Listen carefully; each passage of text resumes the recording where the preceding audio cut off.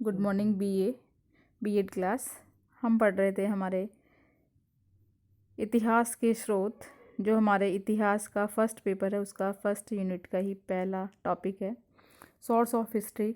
इसमें हम religion literature पढ़ चुके हैं, उसमें हम ब्राह्मण लिटरेचर, जैन लिटरेचर, बौद्ध लिटरेचर पढ़ चुके हैं। उसके बाद हमने कुछ साहित्य लिटरेचर जो धर्मेतर लिटरेचर थे, अनरिलीजन जो लिटरेचर थे वो हमने पढ़े। उसमें हमने ऐतिहासिक और समसामयिक ग्रंथ पढ़े थे। उसी का एक भाग है जो कुछ तथ्य आपको इसमें बताए गए हैं। ये जो जितने भी धर्मेतर साहित्य हैं, अनरिलीजन जो लिटरेचर हैं, वो प्राचीन भारत के धर्म के अतिरिक्त अन्य विषयों पर लिखे गए हैं। अदर जो सब्जेक्ट उन पर भी लिखे गए हैं। ये धर्म से अलग हैं, यानी कि रिलीजन का इसमें वर्णन नहीं है। अन्य सब्जेक्ट इसमें लिए गए हैं। इसमें ऐतिहासिक ग्रंथ भी आते हैं जो हम पहले नाम डिटेल में पढ़ चुके हैं।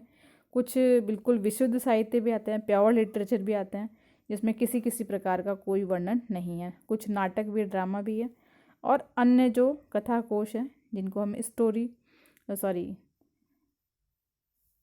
स्टोरी वाले जो हैं पार्ट, वो भी इसमें आते हैं। और कुछ इसमें अलग से लिटरेचर भी आते हैं। तो ऐतिहासिक ग्रंथों में अगर देखें तो राजतरंगिणी जो है वो विशुद्ध ऐतिहासिक ग्रंथ है। इसकी रचना 1150 में हुई थी और ये कश्मीर का इतिहास बताता है। इसी प्रकार से जो कौटिल्य का अर्थशास्त्र है विष्णुगुप्त द्वारा रचित है। ये उस समय की हमें राज प्रबंध, राजनीति, अर्थव्यवस्था, सामाजिक, धार्मिक जीवन को बताता है। और कौटिल्य ने जो इतिहास लिखा है उसके अंतर्गत पुराण, इतिवृत्त, आख्यान, धर्मशास्त्र, अर्थशास्त्र को भी सम्मिलित किया है। इन ग्रंथों के अलावा भी कुछ जीवन चरित्र से संबंधित नाटक हैं जो हमारे कैरेक्टर को बताते हैं, हमारी लाइफ का जो चरित्र है उसके बारे में, लाइफ कैरेक्टर को बताते हैं कि किस प्रकार का चरित्र होना चाहिए। तो बाणभट्ट ने हर्ष चरित्र लिखा है, वागपति ने गौड़बहु लिखा है, बिल्डन का विक्रमांग देव चरित्र। ये सारे चरित्र वाले नाटक हैं, कथानक हैं, या हम कहानियाँ कह सकते हैं इनको, जो व्यक्ति के जीवन की घटनाएं बताते हैं। इसी में नैचंद का हमीर महाकाव्य, पद्मगुप्त का नव सहसाकम चरितम, वल्लाल का भोजचरित्र, जयनायक का पृथ्वीराज विजय, ये सभी प्रमुख हैं। बात करें विशुद्ध साहित्य ग्रंथ की, प्योर लिटरेचर, इसमें भी अनेक प्रकार के नाटक, व्याकरण ग्रंथ, टीका, काव्य, साहित्य लिखे गए हैं। ड्रामा है, ग्रामर के कुछ नाटक हैं, कुछ उन्हीं पर लिखी गई टीकाएं हैं, और कुछ केवल लिटरेचर हैं, और कुछ कहानियां हैं। और इसी प्रकार से उन सब में, कथाओं में, व्याकरण ग्रंथों में उस समय के शासक जो थे, राजा थे, उनके सामाजिक और आर्थिक जीवन की हमें जानकारी मिलती है। जैसे पाणिनि ने अष्टाध्यायी लिखा, पतंजलि ने उसी पर महाभाष्य लिखा, गार्गी संहिता, कालिदास का मालविकाग्निमित्र नाटक, विशाख दत्त का भी एक नाटक था मुद्रा राक्षस, और शूद्रक ने मत्स्यकटिकम नाटक लिखा, मेघातिथि ने मिताक्षर, कामानंद का नीतिसार। ये सभी ग्रंथ विशुद्ध साहित्य ग्रंथ हैं और इसमें इतिहास की जानकारी भी हमें मिलती है। अगर हम कथा साहित्य की बात करें,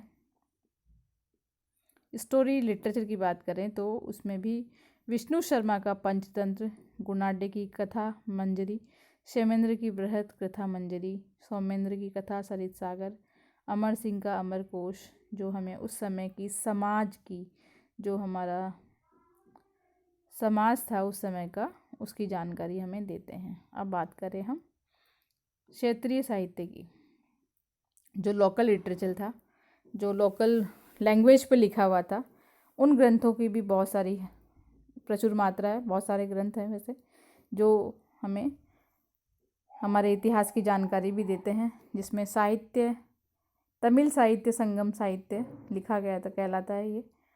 और इसमें भी ग्रंथ लिखे गए हैं। चौल और पल्लव शासकों के बारे में जानकारी मिलती है। इनके जो प्रणेता थे, इनके जो राइटर थे, वो थे अगस्त्य ऋषि।